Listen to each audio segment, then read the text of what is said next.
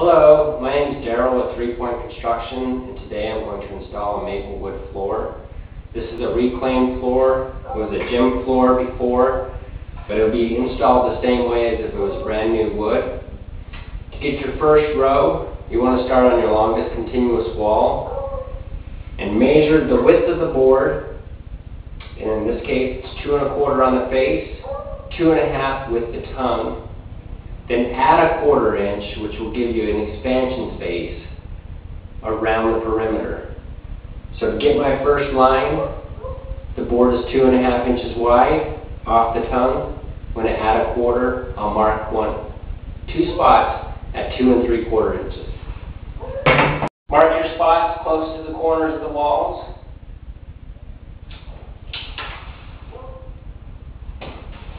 Two 3/4. Line up the 2 lines and snap your line.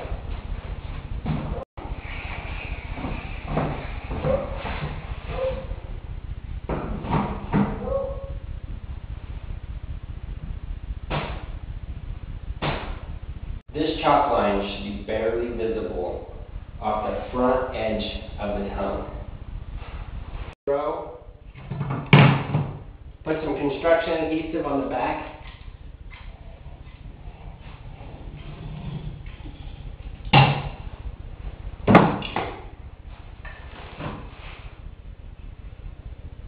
Leave a 1/4 inch gap along the edge of the wall. And put a couple of face nails in it.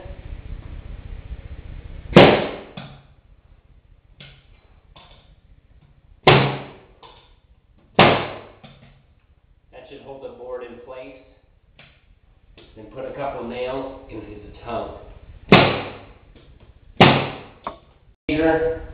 Complete your first row all the way across the room. Line up and are nice and tight. Leave another 1/4 inch gap along the opposite wall for expansion.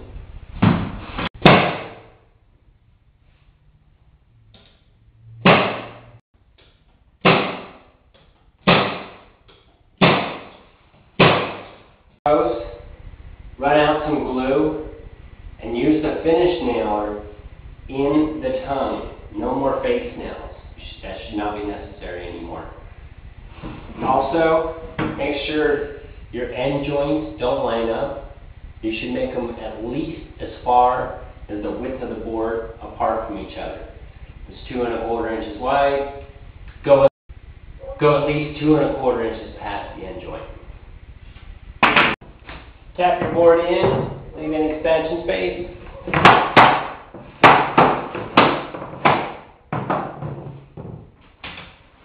And put the nails in the tongue.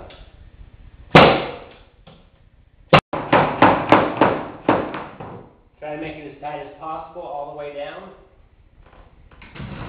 On rare occasions, you may need to use a little bit extra force to get the board in. Use a tapping block or another piece of wood. Sometimes I like to use a screwdriver. Tap it in. Just make sure you don't tear up the tongue too much, because it'll make it impossible for the next board to go in. Got your first 3 rows installed. Use a flooring stapler. 3/4 inch floor, 2 inch staples. If it's something thinner than that, you can use 1 1/2 staples.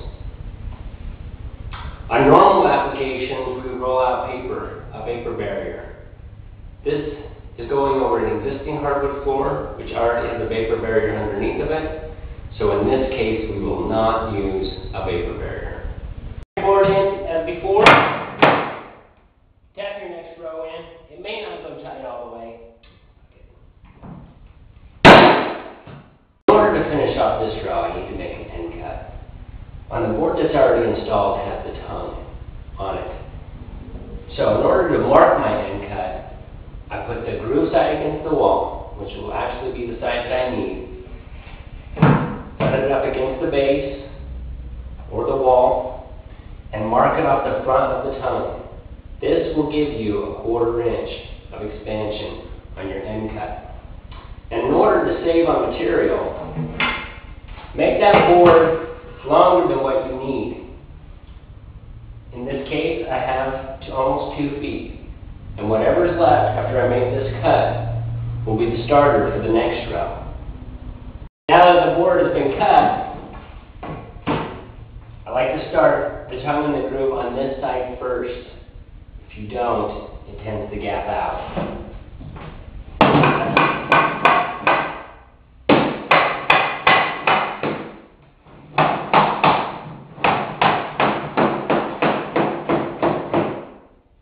Tap it in and staple it.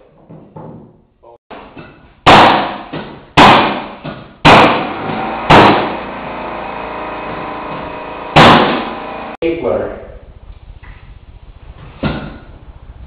Put the flat edge up on top of the wood, and the driver should be right on the tongue. And put your staples in about 6 inches apart, and stay about 3 inches away from the end of the board. Piece you install. Look for visual defects. This board is split, should not be installed. Differences in color, texture, anything you don't like about the board, put it off to the side, and if you have to use it in a closet or a less visible area, or your last row, or where you think you might have furniture. If it's really bad, make sure you do not put it in. If possible, you should undercut your casings and your jams. Use a jam saw, an electric one, or a handheld one. Use the scrap flooring on the subfloor. Make sure the surface is clean and there's no obstructions. Place the blade right on top of the board. With a hammer and a chisel.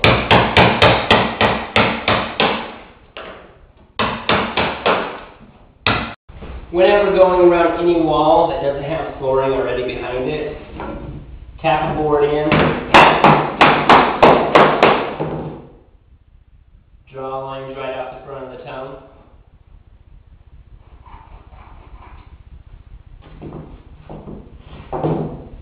And then snap a line connecting these 2 lines will give you a straight line into the closet.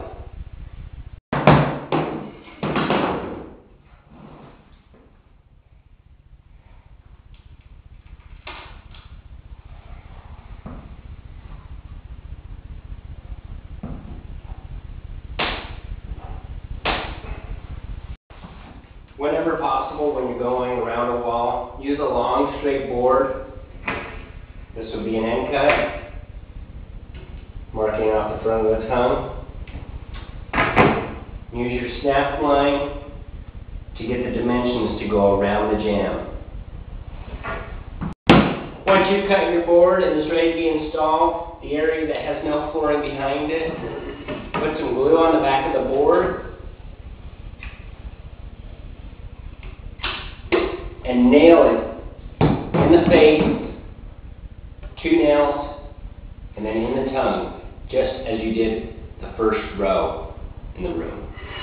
Also be glued in the closet and finish nailed in the tongue. Choose longer boards and stagger your seams back so you can staple this, and it'll help keep all this straight.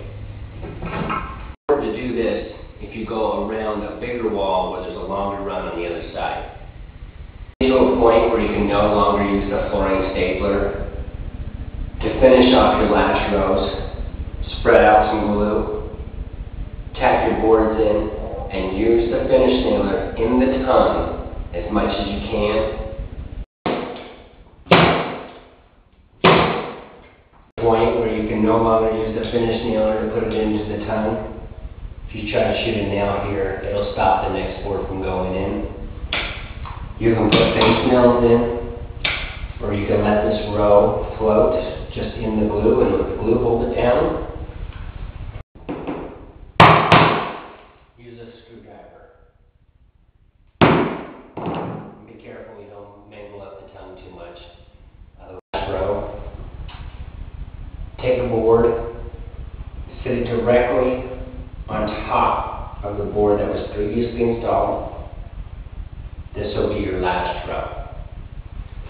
Take a scrap piece of wood, Put the tongue against the wall. I typically do it upside down. Just run it along the wall, make sure your seam is lined up.